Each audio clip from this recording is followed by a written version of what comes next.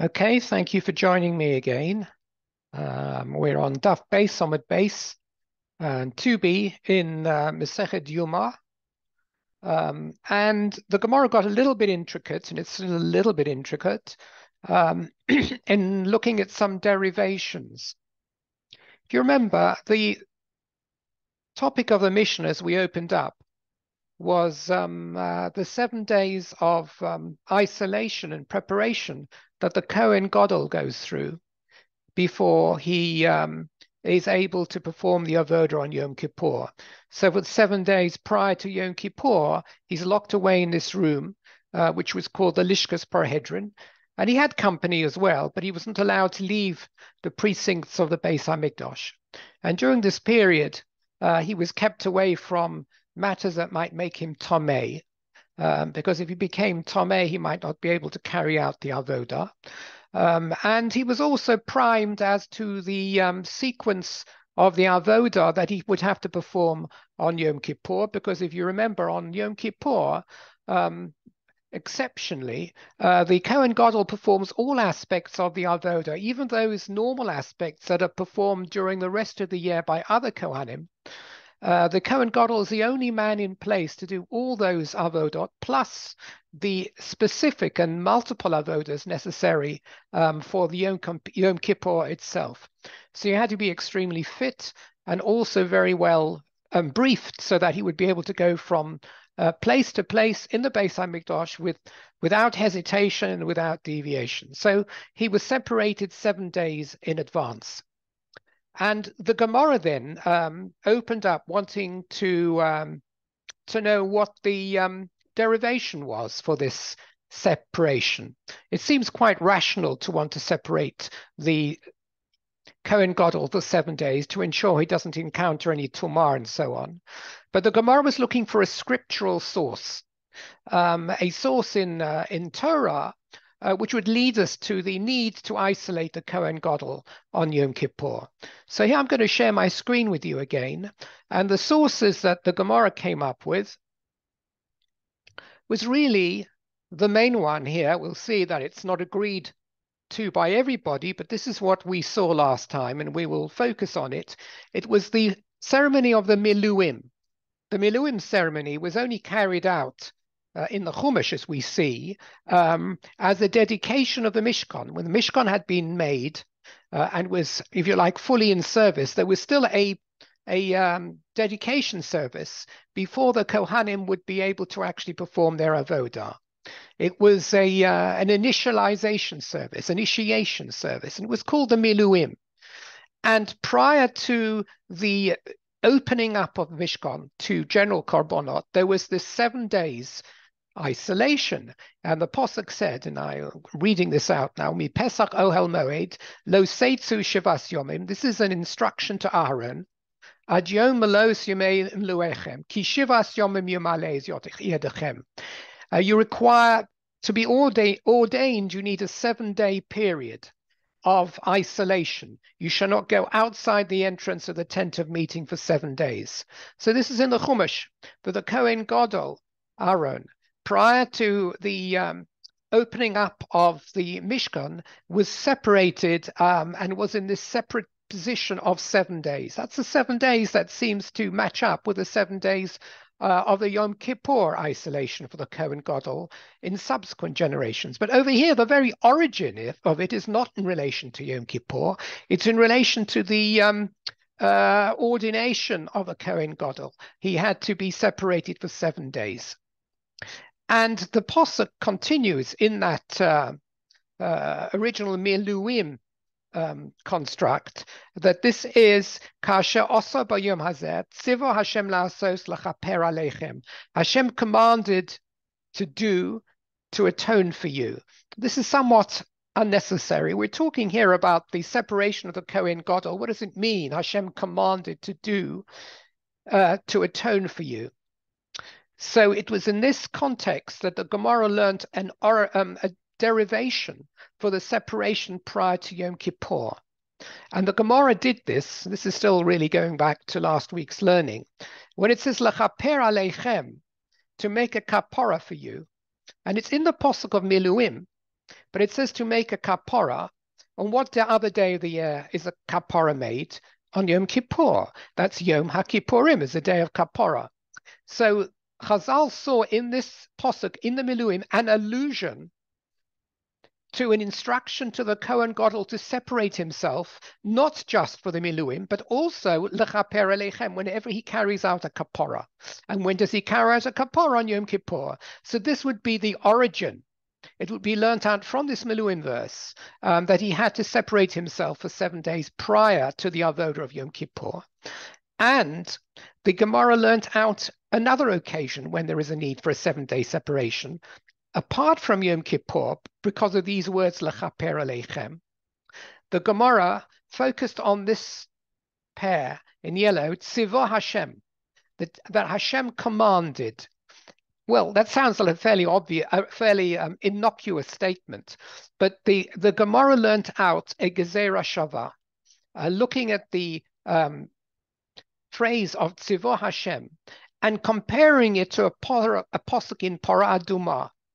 In Parshas Chukas, which is where we're just coming into, the Torah starts, those Chukas HaTorah asher tzivah Hashem. So this is going to be the instruction. This posuk here is the instruction for the Parah Adumah. So the Gemara uses one of the 13 hermeneutical principles, one of the Shlosha Esrei Midos, asher Torah nidreshes mehem, which is the Gezerah Shava. And it sees the key words tzivah Hashem here in the Miluim, which required 7 days separation. And the repetition of tzivah Hashem here, the identical phrase in Parah Adumah, to say that this is grounds for Gezerah Shava. Now, we talked briefly about Gezerah Shava last time. There's a lot of background to what is and isn't a valid Gezerah Shava. But the Gemara said that this would be a valid Gezerah Shava. And we would say that just like in the Miluim, in this ordination period, there was a 7-day separation. The tzivah Hashem commonality means that we read in the same need for a 7-day preparation period for the Parah Adumah, for the preparation of the Parah Adumah. Because a Gezerah Shava is used in order to join different types of halacha together and to create a commonality between them.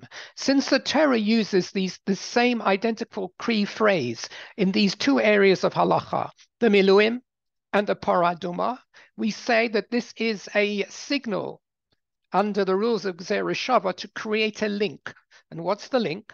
The link is that just like 7 days of preparation and separation are needed for the Miluim, then we link to Parah Adumah and say that Torah signaling that we should apply the 7 days of separation for the Parah Adumah. That's why I've joined these with an arrow this time, because it's a connection between these two phrases which creates the Gezerah Shava. So this posuk here, or these two psukim, which relate to the Miluim, are then the source for 7 days of separation in two separate areas of halacha. One, Yom Kippur, and that's because of key words lechaper aleichem, a kapora, which is an allusion to Yom Kippur, and then also 7 days of separation for Parah Adumah due to this Gezerah Shava. So it turns out that this sentence here is quite laden with meaning, because it transfers the need for 7 days of separation to two separate areas of halacha, to Parah Adumah and Yom Kippurim. And that's where the Gemara came from last week. If you like, when we were learning it, this verse is the origin for two separate needs for 7 days separation, one for Yom Kippurim and one for Parah Adumah. Towards the end of last week, the Gemara started asking a series of questions, and this brings us into a situation where we have to understand the philosophy of Gezerah Shava. Because the words tzivah Hashem, which we're going to use as a Gezerah Shava for Parah Adumah to say, hey, we found the same phrase of Parah Adumah, is a fairly common expression. Tzivah Hashem will appear many times in the Chumash. So who's telling us where to make the Gezerah Shava to? Let me find another posuk in the Torah, and there are multiple, in which the Torah says Tzivah Hashem, also on the menorah and in many other situations, Kasher Tzivah Hashem. So maybe it means there's a 7-day separation before the lighting of the menorah. Maybe it means there's a separate 7 days of separation needed before anyone does any number of mitzvot, where the Torah uses the phrase Yosheli Tzivah Hashem. How can we focus only on this case of Parah Adumah and think we've got it right? Are we trying to read God's mind over here and say that Tzivah Hashem signals only to its counterpart in Parah Adumah when there were so many other candidates for a Gezerah Shava? And this is classic within the Gemara. The Gemara recognizes this. The Gemara isn't hiding behind some sort of screen over here, and therefore it started asking questions about other areas like the Korbanot in general, where the Torah also uses Tzivah Hashem. Say, well, how do you know this doesn't require a 7-day separation for this mitzvah or for that mitzvah? Why are you pointing only to Parah Adumah? And the Gemara, where we left it last week, said that we should make a Gezerah Shava between words or phrases which are most similar to each other. And in some ways, perhaps also the context is most similar. Yes, indeed, it is a question. How do you make a Gezerah Shava? And a Gezerah Shava does require a certain amount of Mesoret, of tradition as well. But a process of logic is needed to identify what counterpart should be used as the halacha to learn too. And Asher Tzivah Hashem is the much more likely counterpart because it's phrased very similarly. Tzivah Hashem, there was another posset Gemara Biyom Tzavo So Hashem. Well, that's not, it means the same, but it is not using exactly the same wording with the same spelling. So we go for the nearest hit, the Gemara said, to decide where to make Gezerah Shava to. If you've got a choice of 5 candidates, it's a bit like an identity parade. You know, someone mugged an old woman and you had a witness. Then you bring 10 people look rather similar to each other, or maybe slightly different heights. You line them up in front of the witness, and the witness points out the one who is most similar to the person he saw committing the crime. There are 10 people over here. Each one of them could have committed the crime, but only one looks exactly like the committer. And over here, the Gemara is saying something very similar. When you learn out Gezerah Shava, you line up the candidates, and then you determine which is the most appropriate for the Gezerah Shava. That's the sort of very vague idea behind the philosophy of making Gezerah Shava. I'm going to take you now to so the words umay nafkamina, and I'm going to have to find where they are in the text because I've lost myself as well. 1 second. Okay, so if you're on Beit Omid Beit, which is 2b, it's near the top. 1, 2, 3, 4, 5, 6, 7 lines down, and would you know it is right at the beginning of the line, which is lucky for us. Umay nafkamina. This umay nafkamina means, why do we really care? The Gemara had just finished saying there were other candidates for a Gezerah Shava, not necessarily just Parah Adumah, but other candidates as well. And if that's the case, how do you know that we should aim our Gezerah Shava to Parah Adumah and say, hey, that's the one the Torah wants another 7 days of separation for? How do we know it's not the others? And the Gemara answered, because you're trying to make Gezerah Shavas that are most similar. So now the Gemara comes up in this Umay nafkamina with a bombshell attack to this idea. Hey, you try to make a Gezerah Shava through words which are the most similar, because there's a classic Gezerah Shava, which is not in our Masechta in Yevamos, which links 2 words together that aren't even the least bit similar. And we seem to have got away with that Gezerah Shava. So let's see it inside. So the Gemara says, umay nafkamina. Why are we so fussy about making the Gezerah Shava between 2 exactly identical phrases? For Hotona debe Rabbi Yishmael, do we not have a brisa from the school of Rabbi Yishmael? V'shav ha-kohen, ubo ha-kohen, zuhi shiva, zuhi biyah. So if you learn the Gemara in Yevamos, you know what it's talking about. So I will help by showing you the psukim. I called this a freak Gezerah Shava number 1. And what is this all to do with? Let me just put the psukim over here. Again, the yellow and the arrow will show you the words we are trying to link from and to in a Gezerah Shava to say, hey, they're the same. So let's learn out a detail in halacha 2 from a detail on halacha 1. Just like we tried to work out leave before, we deduced the need for a 7-day of separation for poraduma from miluim because of the links of tzivah Hashem. Over here, we're going to use the link shavar hakon and bo hakon as if they were identical expressions in order to be able to fill in some missing detail in the second halacha that we don't have the first. That's what Gzeira Shava is doing. It is linking together and then saying, read across detail you find in the source, read it across to the target where you want to learn it to. And the source here is V'shav HaKohen, that verse, and the target is Uvo HaKohen. We don't have to get into this in great detail, but this is dealing with Tzoras HaBayis, this lovely description whereby a house seems to develop in Parashas Metzora a leprosy of some sort, some sort of leprous mold. So the house develops some sort of leprous mold, and the Kohen is needed. You don't call in your surveyor, and you don't call in your builder, you call in your local Kohen. He comes and he looks at the appearance of the mold and he says, he sees where it is in the house. There's a whole instruction set. It's what the Kohen needs to look for. Yeah, he's got a whole set of bullet points. And if he sees it, then there's a period of 7 days where he says, we'll have to wait and see what happens over a 7-day period. Very much like the tsaras that's first diagnosed in a person. That the Kohen says, I'll come back in a week and see whether it's spread or whether it hasn't spread, whether the color's changed, etc., etc. So this posuk over here says that after a 7-day period, this first posuk, V'shav HaKohen, and the Kohen shall return. That's what shav is, lashuv. By Yom Hashvi, on the 7th day, v'ra, and he shall see, v'hine pasah nega bekiris habayis, if the nega, if the mold, if you like, on the wall of the house has pasah, has spread, then I'll take you to the next verse and you see what he has to do.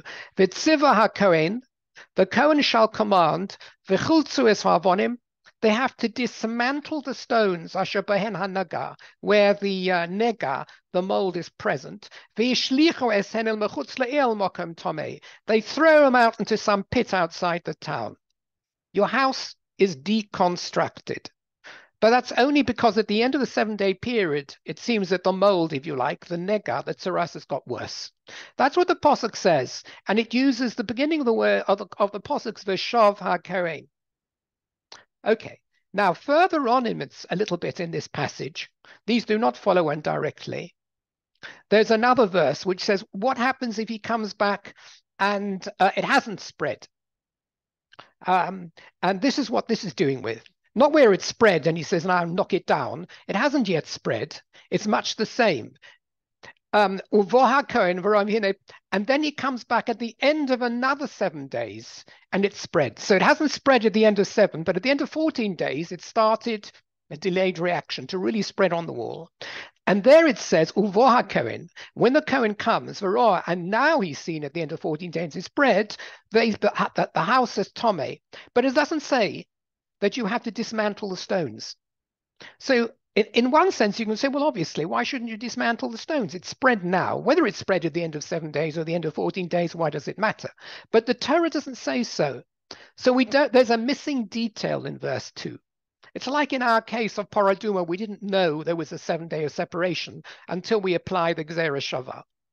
It was only stated explicitly in the case of Miluim, ordination. Over here, we know explicitly that the house has to be knocked down if he sees it spread after 7, because that's what the first pasuk says, and it even told you what the consequences were here. You have to dismantle the house.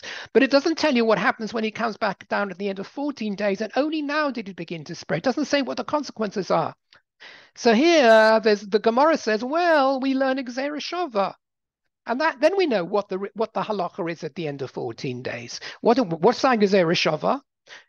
We have, at the beginning of the passage, it says, V'shav HaKohen. And when it says V'shav HaKohen, you knew that at that point you had to dismantle the house because it said so. Now it says Uvo HaKohen, we say, we got Gzeira Shava. We have 2 identical passages. One says V'shav, one says Uvo. In other words, they're identical. That should be quite a question mark in everyone's head. Identical. The Gemara says they're identical.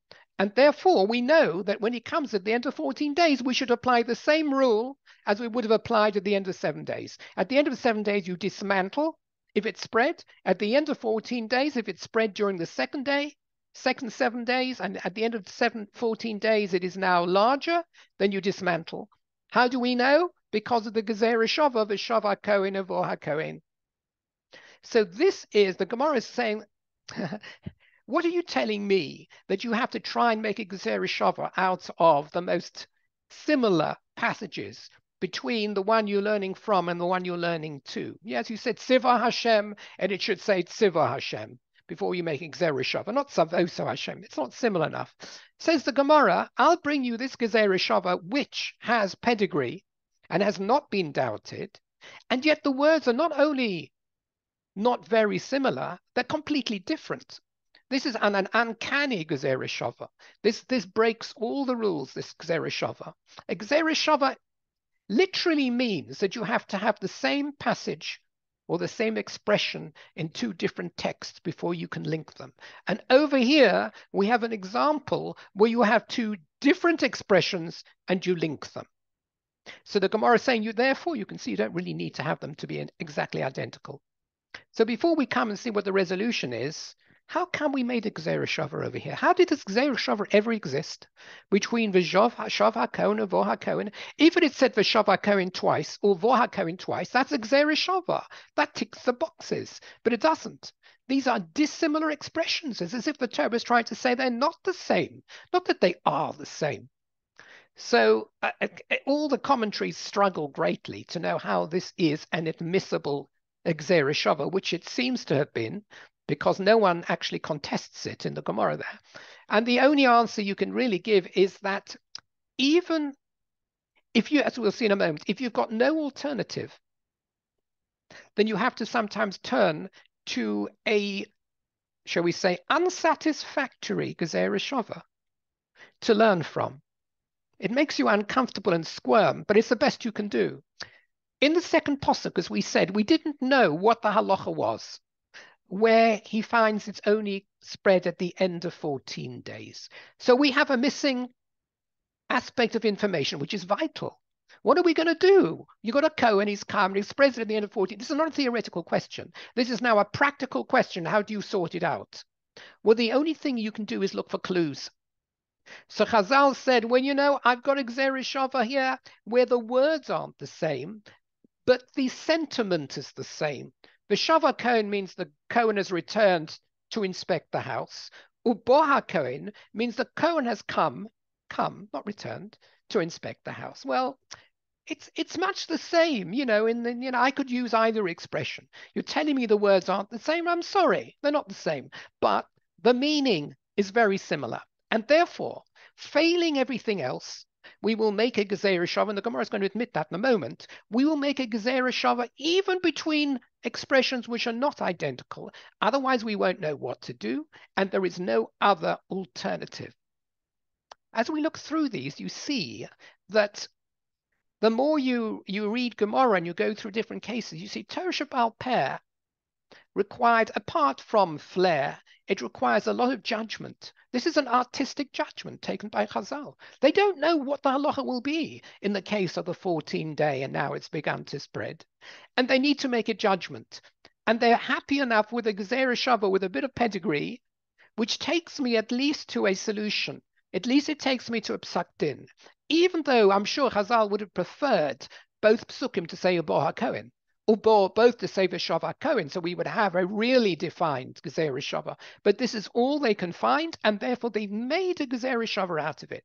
Very, very fascinating to see the scope Chazal had. Yes, yes.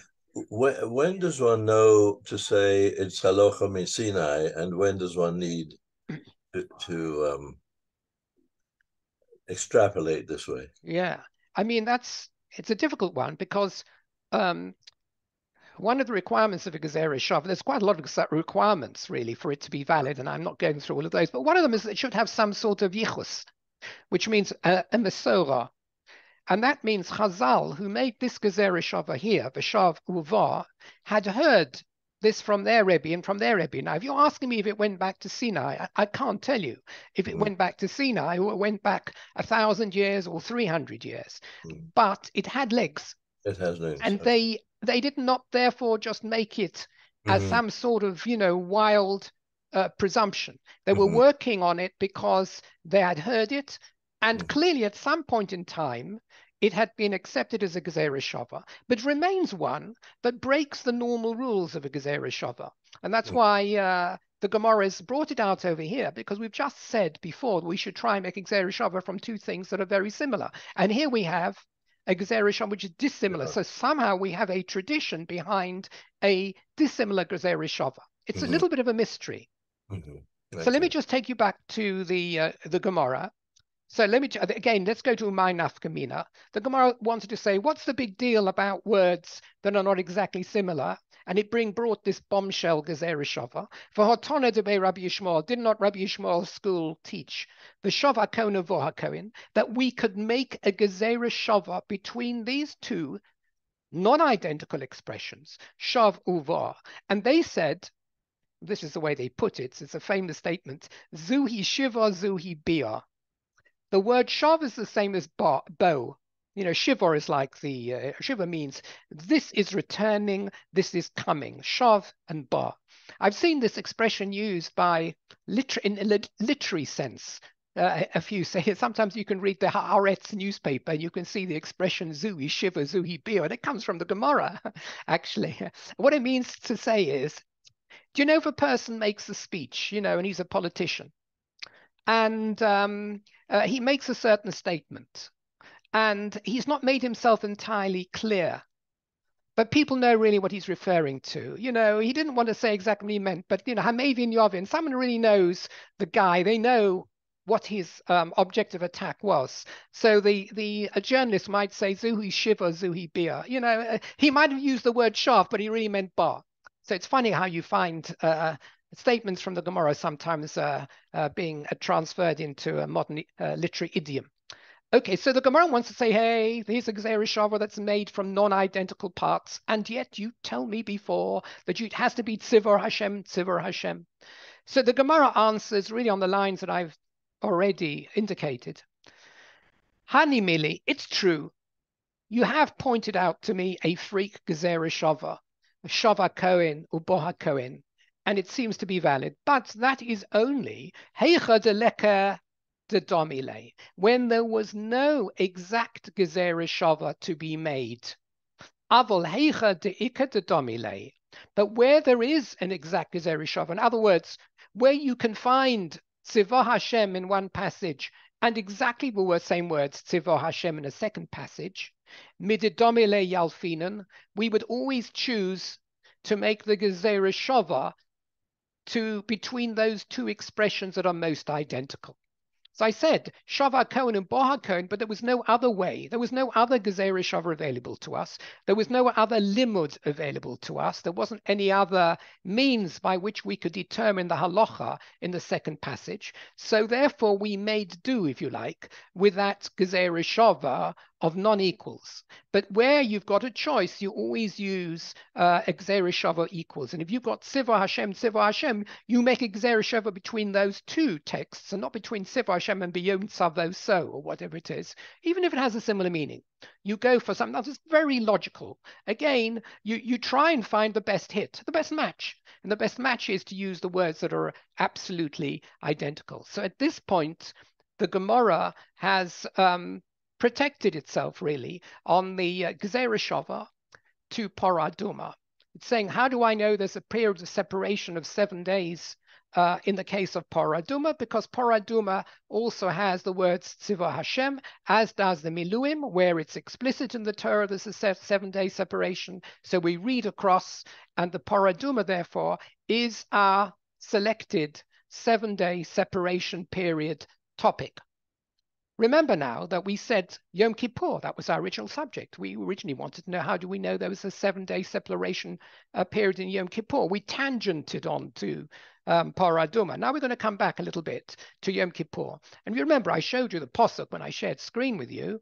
It was clearer there because we had lechaper aleichem, to atone for you. That the Torah indicated even in this Miluim posuk that where there is a kapara, an atonement, there should be a 7-day separation. So we didn't learn it from Gzeira Shava. We learned Yom Kippur from the words lechaper aleichem, to atone for you.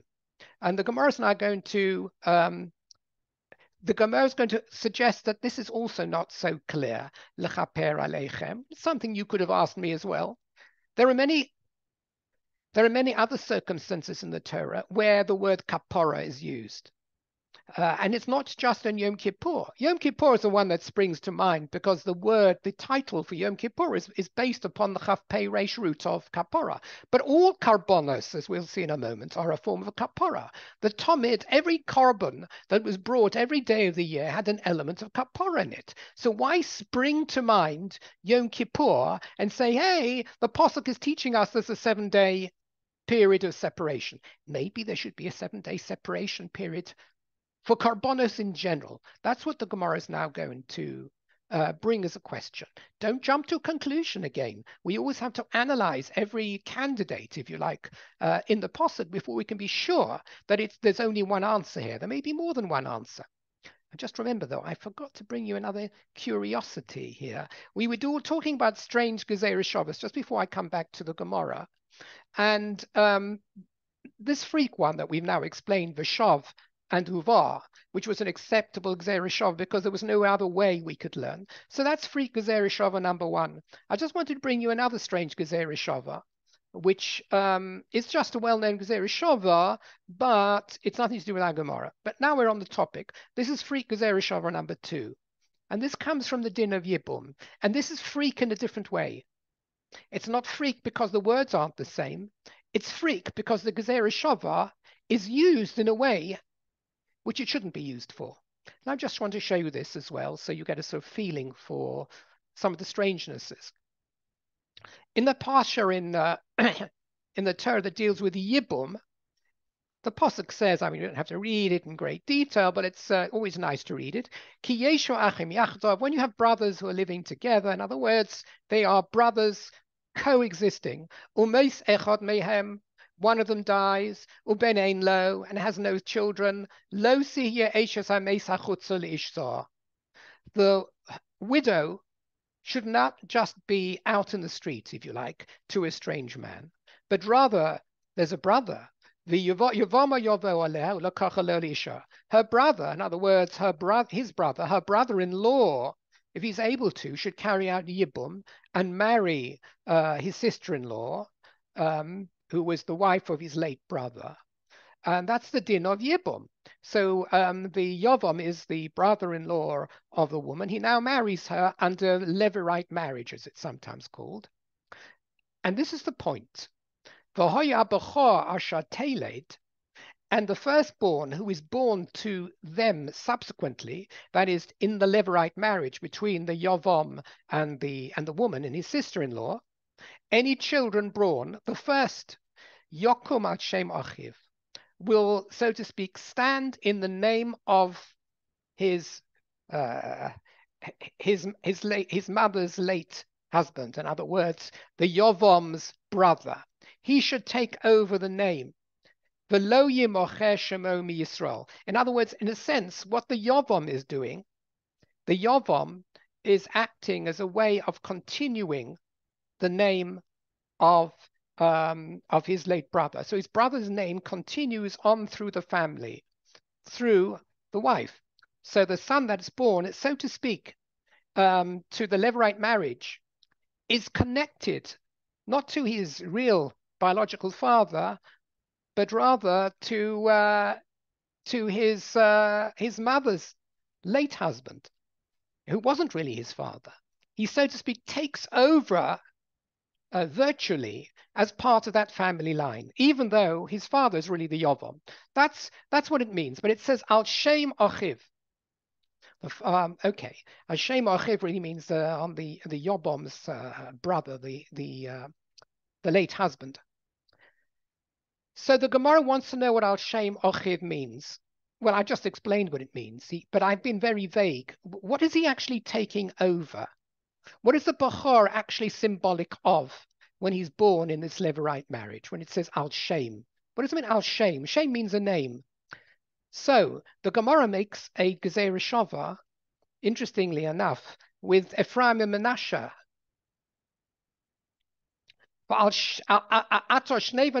Yaakov says, the two sons born to you in Eretz Mitzrayim before I came to you, who are Ephraim and Menashe, they will be to me like Reuben and Shimon. In other words, they will be considered as two separate tribes. Yosef will be divided into two, into Ephraim and Menashe. Even though Ephraim and Menashe are the next generation, and Yosef should have been the tribe, nevertheless, the two sons of Yosef, Ephraim and Menashe, take a higher position and are given equality with their uncles, if you like, and they will be like Reuben and Shimon. But anyone who's born to you, Yosef, after Ephraim and Hashem, actually, this is very confusing. Who's the Shem Achehem? But so I won't go into that because Rashi has a lot of Pirush on it. But you see, have Al Shem, and you Shem Achehem, and over here you says Al Shem Achiv. So the Gemara, and it's here in this posuk, it says Yikar Uba Nachalosom, that and when it comes to what they inherit, that's what it means. Al Shem Achehem Yikar Benachlosom. But when the Torah refers to Hashem, it doesn't refer just to a name. It refers to how they are to inherit. Are they considered to be part of a certain line of inheritance? The name isn't a name. It's not a label. The name is the line of inheritance. That's what this posuk suggests. So therefore, the Gemara says, Al Shem Achiv means that it's referring here to the inheritance line, and it's not referring to the name. And the Gemara says, and I brought the Gemara over here, I'll do it in the translation. Rava says, even though in the entire Torah, a verse does not depart from its literal meaning, and even if the sages offer a homiletical interpretation of the verses, the literal meaning remains intact. Here, the verbal analogy teaching that the word name is referring to inheritance comes to remove the verse from its literal meaning altogether. Because the Gemara actually says that even though I could read this literally, Al Shem Achiv, just to mean that he should carry the name. Yes, so if his mother's late father's name had been Yitzchak, that his name would be Yitzchak. That's what the Torah is saying. Who says it's anything to do with inheritance? A name is a name. You're born with a name is what you get called up to Torah for.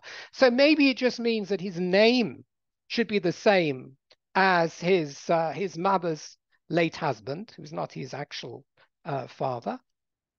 No, we don't say it means the name. We say it means inheritance because we make a Gezerah Shava. And in this situation, we have a case of a Gezerah Shava usurping the literal meaning. We use the Gezerah Shava not to add information or detail, but to usurp the literal meaning of name as a device to identify a person, and to say instead it means to denote the line of inheritance, who he inherits from.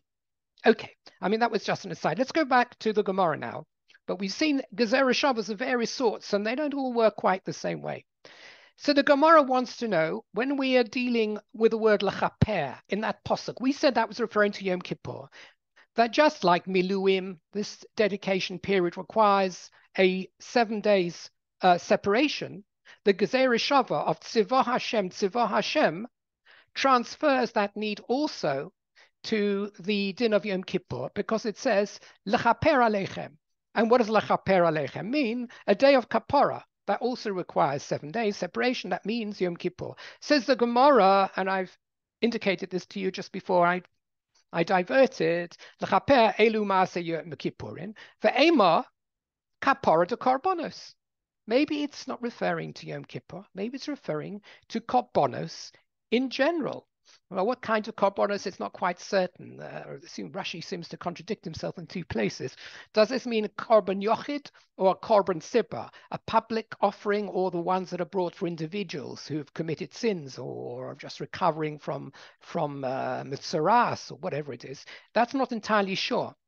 But if it were to mean this, it would mean that a Kohen, any Kohen, not just a Kohen Gadol, who is carrying out a ritual of korbanos, which has an aspect of kapara, as they would do every day of the year, would need to first have 7 days of separation before he starts offering up the korbanos. And this suddenly would make the whole din of Shiva Yemei, the Shiva Yemei separation much more prolific. It would proliferate to everything. Hundreds of Kohanim would have to do this all the time. You know, they would be, you probably need a whole hotel to house all the Kohanim needing separation. Because they're being machaper and everything they do every day of the year, Kohanim are coming, and we saw there were watches, there were different groups, there were different Batei Av. They'd all have to sit 7 days first. They may not want to do this, of course, because after all, what's it going to mean? They're going to lose another 7 days off work or whatever they do outside their normal korbanos activities. Who says that Posuk isn't referring to that? Maybe the Torah is telling us that. Well, that's a fact of life. 7 days separation for every Kohen. Because the Posuk says lechaper aleichem. Who says it's referring uniquely to Yom Kippur? That's the Gemara's question. So the Gemara says, no, it can't be. And here again, the Gemara dismisses it on a basis of logic. Not a basis of, you know, I had a vision from an angel who told me it can't be, but for logic. Says the Gemara, Mi Adin and Hey Kohen Misramile Devoile Prisha. You know why it can't be? Because it would lead to crazy confusion. It's a strange reason for saying it can't be. Why don't we just say the Torah says it should be, it should be? What's the confusion? The confusion is we don't always know which Kohen in advance is going to be carrying out what service of the korbanos. So if we don't know which Kohen has to sit 7 days in separation. We can't finger them in advance. Why not? Why not? So I'll say that so clearly over here, but it's clearer from the next piece. And that's because for a number of the korbanos, quite a lot of the important korbanos, the Kohen or Kohanim involved in them were designated by means of this lottery system, this pius, which we discussed before in the past in Masechet Sukkah and other places as well. There was a lottery system. They didn't all know in advance, even at the beginning of the day, what they had to do. Just to remind you again, we'll see there were 4 lotteries each day in the Beis Hamikdash to decide on who would do various functions, and they included for the korban tomid. So since some of those functions were lottery determined, we wouldn't know who had to sit into separation, because you don't know who's going to win the lottery until the lottery is carried out. And the lottery is carried out on the morning. And if the lottery is carried out on the morning, there's no 7 days of separation between that morning and a few hours later on when they need to do the ritual of the korban. So let's have a look again. I've just got a little thing over here. Here's a picture of the lottery. Remember this slightly different picture of the lottery where they displayed fingers. So I mean, I showed you a different picture so many months or years ago when we discussed the lottery. But if a lottery was about to take place, it didn't happen by issue tickets. It happened by showing fingers. So they had all the Kohanim who were participating in the pius, in the lottery, in a circle, and there may have been 10, 12, or 20 of them. And the Kohen who was in charge of the pius, he would randomly choose a Kohen to start a number from, and he would tap one of the Kohanim on the shoulder, and then he would immediately recite a number, quite a big number, like 27. Random number. It was a random lottery. And immediately, all the Kohanim around the circle would have to display either 1, 2, or 3 fingers and put them out in front. And then the Kohen who was counting would count all the fingers, starting from the Kohen who he designated as his starting point. And when he got to 27, that Cohen, who was lucky enough to have number 27 on through the count reach him, he's the one who was designated for that task. It was a very, very finely determined lottery. So, for example, around over here, if you started off with this man and the number was 5, then you would count 1, 1 plus 2 is 3, 4, and 5 would be on this man. This man would have the lottery. But you went round, you actually counted for each finger, not the Kohanim, but the number of fingers you saw. So no Kohen would know in advance quickly enough exactly how many fingers to show. It's a game of poker, but it's an impossible one for the system to beat, if you like. So this is the lottery, and if there was a lottery, the Gemara says, then obviously we can't be using a system whereby there's a 7-day of separation before the Kohen carries out the korbanos, because the lottery was carried out in that very same morning, and there's no 7 days between then and when the korban is going to be offered. You only know right now this morning which Kohen's going to do it. So clearly you could not have a 7-day separation period in that situation. So that actually some of the commentators ask a question. Oh yes, you could. Why don't we do all our lotteries 7 days in advance? Yeah. So we'd have the lottery for today would have been 7 days ago. And today we do a lottery for 7 days in the future. Then you know exactly which Kohen is going to be doing each. Okay. The Gemara doesn't actually answer that way, but it's a very good question. Because if you did have the lottery not done on the day for the day, but the lottery done 7 days in advance, then you'd know exactly which Kohen was going to do what piece of work, and he would have 7 days in order to separate himself. Okay, so we don't know why that's not an acceptable answer, but the Gemara doesn't give that answer. The Gemara is merely saying over here, you know what? This idea that any Kohen doing some kapora activity of a korban would have 7 days of separation, just simply impossible, because you don't know until the very same morning who is going to do what, and therefore haven't got enough time to separate them, so can't be talking about the normal korbanos of the day. That's what the Gemara says. Actually, the Gemara now does attack this answer in a different way to the way I attacked it. The Gemara says, Omri, why don't we say, Alam alo, what is wrong with trying to work within the system, even for korbanos, within the lottery, which would still allow a 7-day separate system of separation? We could do it, but we'd have to do it this way, because after all, why can't we use it even for a daily basis? Ni boy le prisha lakuli mishmeres beisav. Require 7 days of separation for the whole base of, for the whole small family group who are going to be doing the korbanos of the day. Require them to be separated 7 days in advance. If you remember, the Kohanim who were going to turn up for a voter, again, this really takes us right back to the work we did when we did the last parak of Sukkah. If you remember, we said there were 24 Mishmaret, went through the whole history of the Mishmaret. They're all in Divrei Hayomim, and how these Mishmaret, these large groups of 24 groups, they're all named over here and where they came from. They persisted right through the Second Temple period. We knew who they were, and they had designated dates when they would come for a week's service in the Beis HaMikdash. And they would come in for 24 weeks, and then they would start again for another 24 weeks, and all the Chagim, all the Kohanim would come together. Nevertheless, every one of these, so if we had like a Mishmar, I'll take randomly Mishmar number 5, Malchia. That's the Mishmar of Malchia. Malchia came from Beit Lechem Haglilit. That's even where they came from. This group knew which week their Avodah service in the Yom Kippur for a normal week service would be. They would know they had the 5th of July to the 12th of July. That was their week. They knew a year in advance. They knew exactly when they were going to come into the Beis HaMikdash, and they were not going to be there other than that week and on Chagim, because there were a lot of korbanos. But in a normal weekday, they would only be there on their designated week. Okay, so that narrows down the number of Kohanim enormously, just down to one Mishmar for the week in question.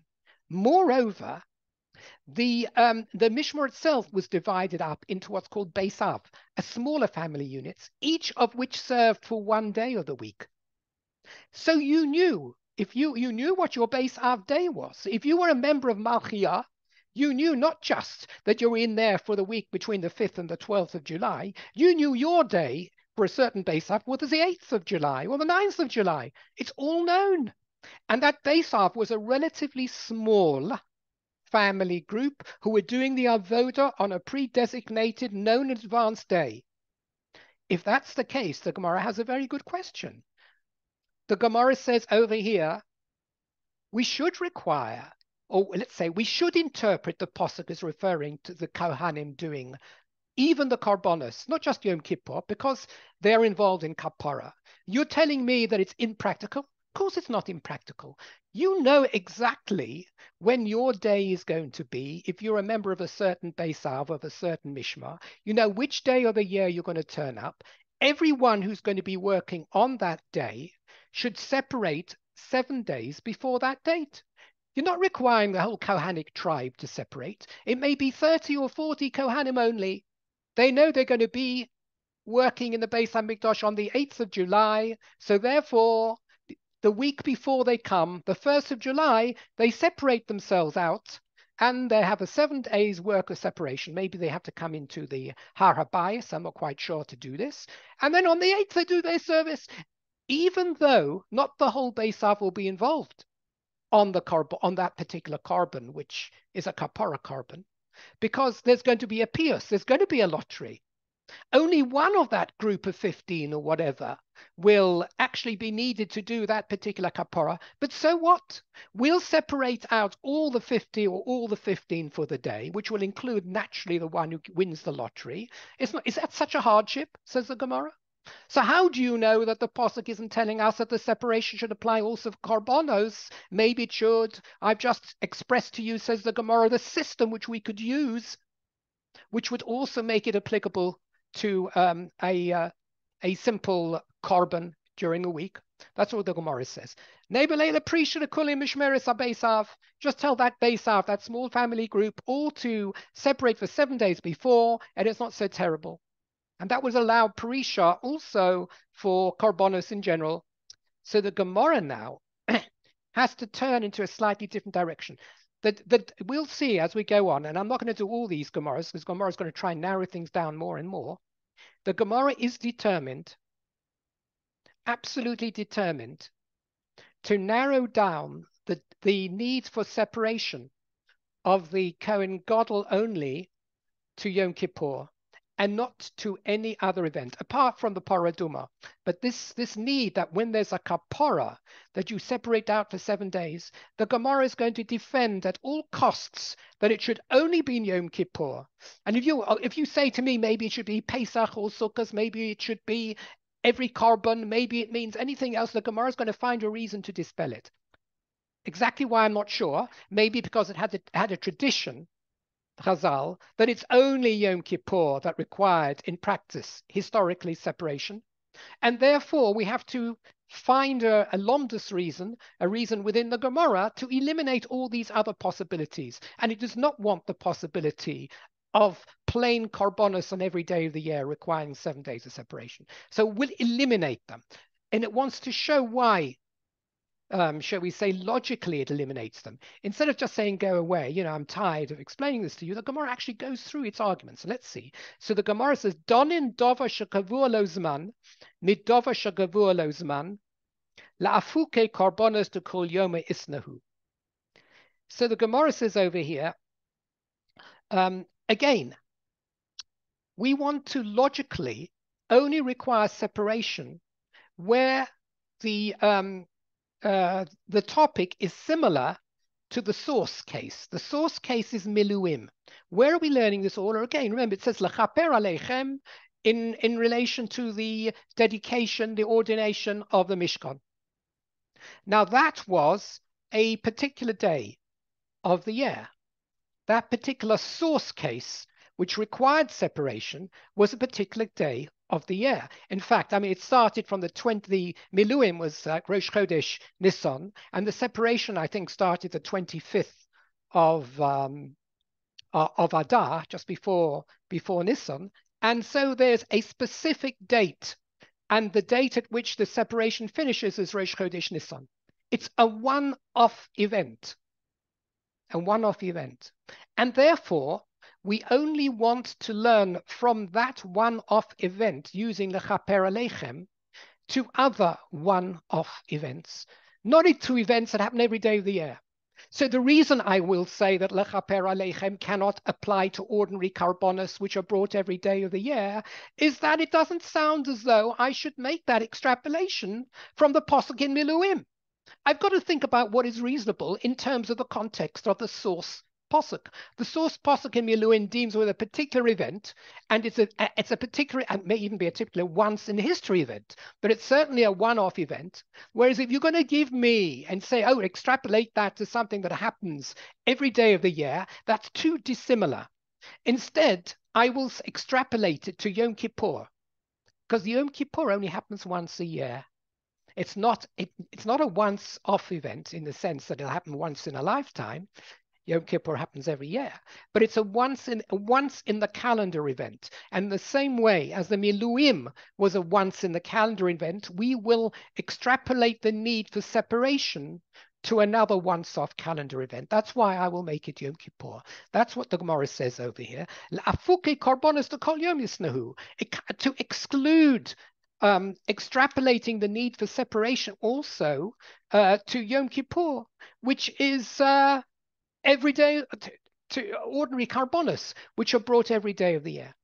So here the Gemara is using a logical reason for limiting the expression Lachaper Aleichem to something very like the origin. The origin is in Miluim, which is once off. So let's apply it to another once off, which is Yom Kippur.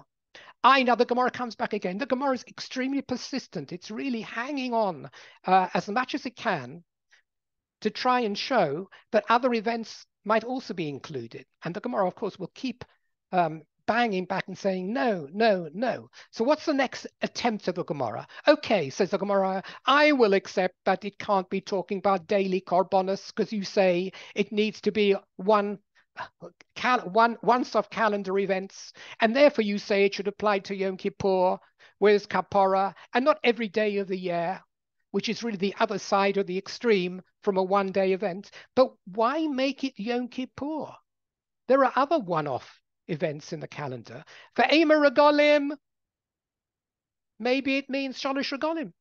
The Gemara I think it's not a terribly good effort over here. The Torah writes Lechaper Aleichem. It sounds much more like Yom Kippur than Pesach or Sukkot. But the Gemara is saying the karbonos brought during the Regalim were also brought as kapara. Pesach, the first day of Pesach, I mean the day of the Yontif itself, yes, is a one-off event in the calendar. It's the 15th of Nisan. Pesach isn't every day of the year. So I've got a one-off event, which involves karbonos, which are kapara. Who says, therefore, that we shouldn't require 7 days of separation prior to the 15th of Nisan? The Kohen, who's going to do the karbonos, I'm not talking about the Korban Pesach here, I'm talking because that was brought by each individual, but the karbonos of Musaf and all the other individual Chag karbonos brought on Pesach, maybe the carbon who's going to be involved on the preparation of those karbonos should be separated for 7 days because he's going to be performing a kapara event and it's not a daily event, and so it's more similar to Miluim. Who says it's only Yom Kippur? The Gemara's are not dismissing Yom Kippur. The Gemara is saying, how do you know it's limited to Yom Kippur? Maybe it also includes the Regalim. Okay, Ve'ema Regalim. So the Gemara goes back and says, no, it can't be Regalim. Donin dova shenoing palm achas bashana nidova hanoig palm achas bashana leafuki Regalim delav palm achas bashana ninhu. It's all very well saying maybe it's Regalim, but there are 3 Regalim in the year, in the case you hadn't noticed. There may only be just one Pesach and one Shavuos and one Sukkot, but there are 3 Regalim. Once you say that it should apply also to the Regalim, then you've got at least 3 days. And indeed, during Sukkot, you have Karbonos all the days, which are very different to each other. So therefore, you would be into position, not every day of the year, but you would be requiring the separation on multiple days in the year. And again, if I'm going to extrapolate the din of Miluim, which requires 7 days of separation, I should extrapolate it to a unique day. Since the regalim are not unique, that there are 3 regalim, and they all have korbanos, they may all be fixed calendar dates, but there's a lot of them. I'm not going to extrapolate it to the regalim. I'll extrapolate to another one-off event during the year, and the only one-off event in the year is Yom Kippur, that is a kapora, opportunity, and is a single date. That's what the Gemara wants to say. And we'll stop over here. There's another attempt before the Gemara. The Gemara goes on to multiple attempts, but I'm not going to take you through all the attempts. We'll get a flavor of how the Gemara is trying to narrow it down only to Yom Kippur, that Lachaper Aleichem really is uniquely referring to Yom Kippur. I'm just going to stop.